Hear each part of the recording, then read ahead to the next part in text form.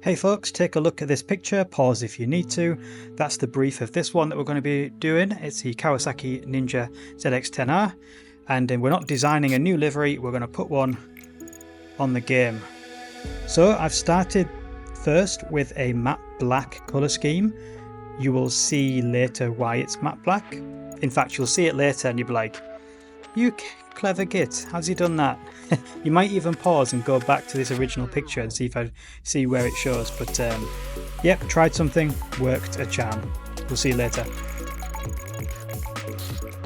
I've given this model some unnecessary stick in the past. It's actually growing on me, I quite like it now.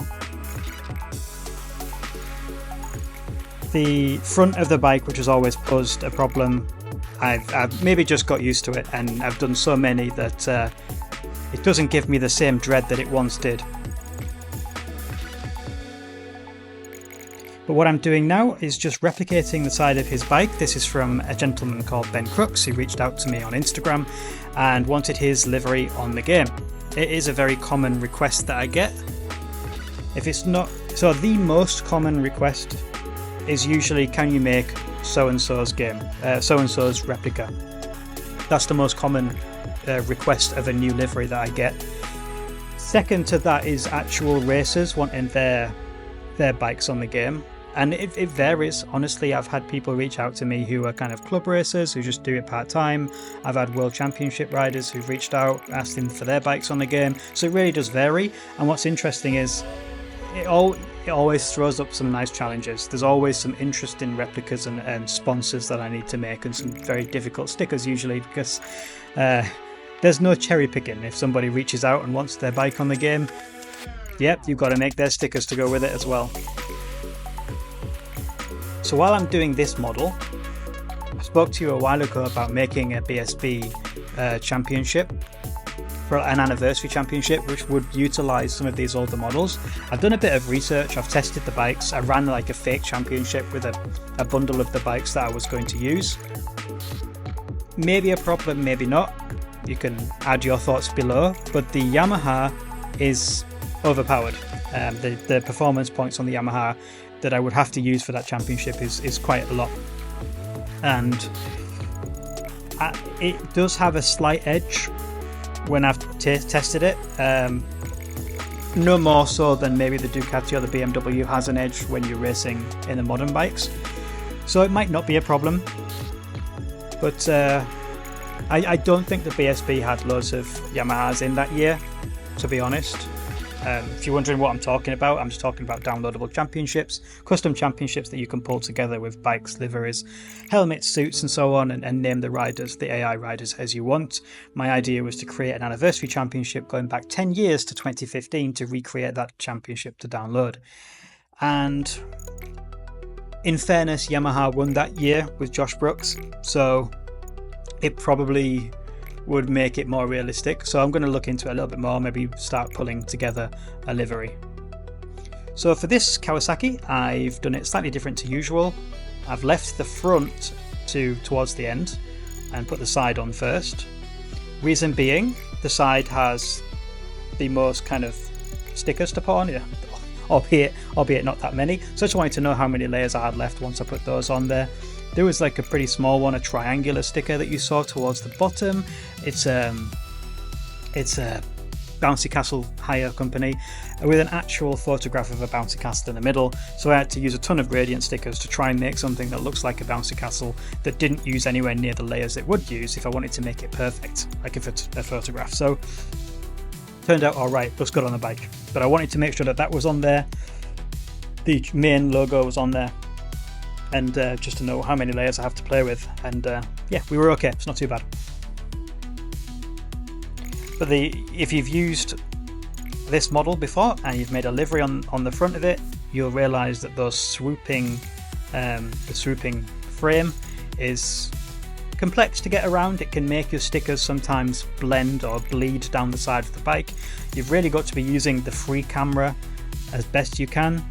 What's the free camera? Well, it is easily overlooked. Whenever you want to put a sticker on the bike, you can choose the side, front, top, back, and you can put a sticker on there and that'll work fine. However, if you want to avoid that blending and the bleeding and the stretching of a sticker, what you want to do is when you're on that screen where you're selecting front, side, back, on PlayStation you would press square, but you might have to double check, but it will just have a free camera and it will let you walk around the bike essentially and choose exactly where you want to put that sticker, where you want to push that sticker forward, and then you can avoid that stretching of the sticker. And this is very important when using this particular model of the Kawasaki, but also using bikes like the Triumph as well. So here we are. This is why I did the matte black base, all because of this. If you think it looks weird, just pause or go back to the start of the video and check out the photograph on the left, and you'll see that we've managed to pretty neatly replicate the tank grip using a matte undercoat. Quite pleased with how that came out, especially if you compare it to its likeness on the photograph. It is identical. So I've got two liveries to show you today because they didn't require too many stickers, so to put them in individual videos would have been, I don't know, wouldn't have taken too long to see. They're not the most complex liveries, but they're still pretty decent. So I still recorded them so you can see. Then the next one is a lot shorter, a lot quicker, and a lot more basic design. This one took a little bit longer, but yeah, don't see the point of stringing it along multiple videos. You can have one video for both liveries. Just neatening up that back. I do want to keep the back a matte black. I think it looks nice out on track. What I'm going to do here is, because it's white on the rail bike, it has like a plain white sticker. What I'm going to do is get the shape right by using a previous sticker that I've created, and then I'll colour that in white and then delete it. Delete the sticker underneath it, and then it will just give me the right shape that I want that'll match the replica I'm working off. Another neat little trick. That looks about how I want it. Delete that because that's a lot of layers, and then we stick. I need to patch it up a little bit. You can see I used the free camera then. And then on the back, because we have the layers, why not? Let's put his main sponsor. Free camera is ideal as well for using the back of the bikes. Make sure you're pulling it right down so you're looking up at the ceiling, so you're not stretching it when you put it on the back as well. Yep, so there's the first one ticked off. This is Ben Krooks Kawasaki ZX-10RR. I think we did a pretty good job at nailing that. And the tank grip came out super well.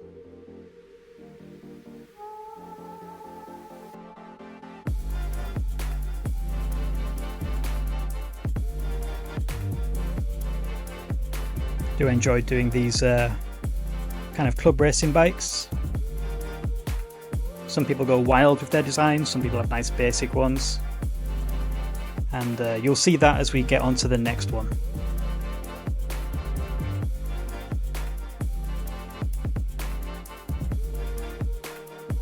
Alright, take a look at this one. This is George Cowie. His Kawasaki's, he's got a Super Sport Kawasaki, so we're staying on theme with the green Kawasaki's. See, there is a sponsor there, Jane Cowley Physiotherapy, which I needed to create, and the Feraldo one I'd created on a previous bike, or I'd made it for someone.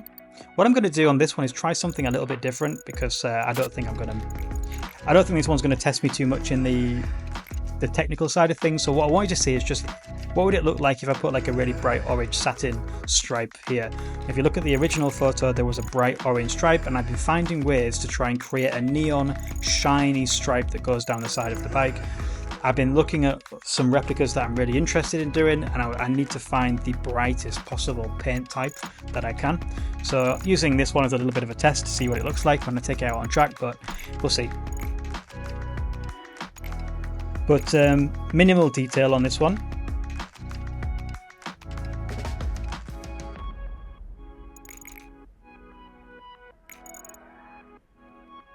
But with these minimal detail liveries, oftentimes find they do look pretty nice out on track.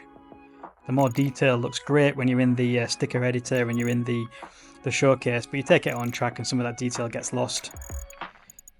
Taking it back to basics on this one. What's really interesting is in however many Kawasaki's I've made, I don't know, 40 to 50 Kawasaki's I've probably made in my time. Each one of them is a completely different shade of green. I to this day, I've never 100% enjoyed or 100% agreed with the Kawasaki green that I've used. Just getting it perfect every time, it eludes me. This one, I'm not saying they look bad, this one looks fine, this one looks great, it looks like the photograph, but there's just part of me that's like, is this the Kawasaki green? I'm not sure. And I go and look through all my old bikes, you know, and yeah, I see some that are like that darker green, almost like 90s factory Kawasaki, you know, back when it had like a splash of purple as well on the livery. I get some that are like that, which is more darker. And then if you look at the JG Speedfit Kawasaki that I've made, it's like a luminous green, it's so bright. And I haven't found the sweet spot yet. But this, if you are new to making liveries, this is probably a nice one to do. It's not too bad. Shouldn't take us too long. I think I did the whole thing start to finish, including stickers, in about 25 minutes, 20 minutes. You'll notice just here on screen now that it's flickering, and you can see the little bit of orange showing through. Unfortunately, this bike is again one of those that are quite badly bugged, and as a result, I don't really use this model that much. I have done a bunch of liveries on this one, but it's a shame because you can put a lot of effort into the design, and you'll see what it looks like at the end when we look in the showcase. This one might not look too bad with the lack of detail, but it's parts of the colour and the stickers bleed in like a glitch striped pattern. We'll take a look, but yeah, it is very annoying. Just one of those things. It doesn't break it to the point where you can't have a go at a replica, but I do have to explain whenever I make one of these for someone that yeah, it's not my fault. It's not my fault. It's the way. Blame Milestone. Wouldn't be a Milestone game without at least one model that's broken.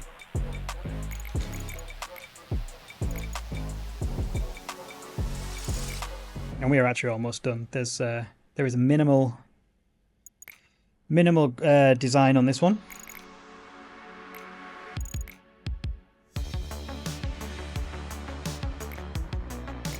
There's the Jane Cowie Physiotherapy.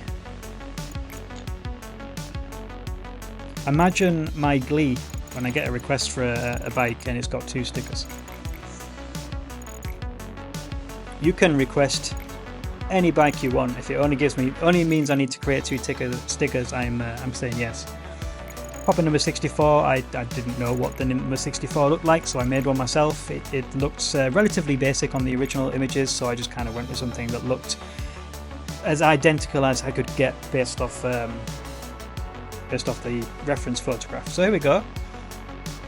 You might be able to see some of the little glitches on the front, down the side, but you can see what I mean. It doesn't break the livery, it's just takes a little bit of the edge off it, which is a shame. Not sure how I like the orange stripe yet. I don't know, I'll take it out and see, but there you go, 2 liveries for the price of 1. So thank you for watching. Coming up next, I'm actually going to create a road racing livery. I made a road racing livery a while ago with the Moobob BMW, but I'm going to be creating one that nobody has created before. A request from the road racer himself. So I will go ahead and create that and record it, and I'll be back very soon, probably this weekend, with that one. So enjoy, hope you have a great week, and I'll speak to you soon. Bye for now.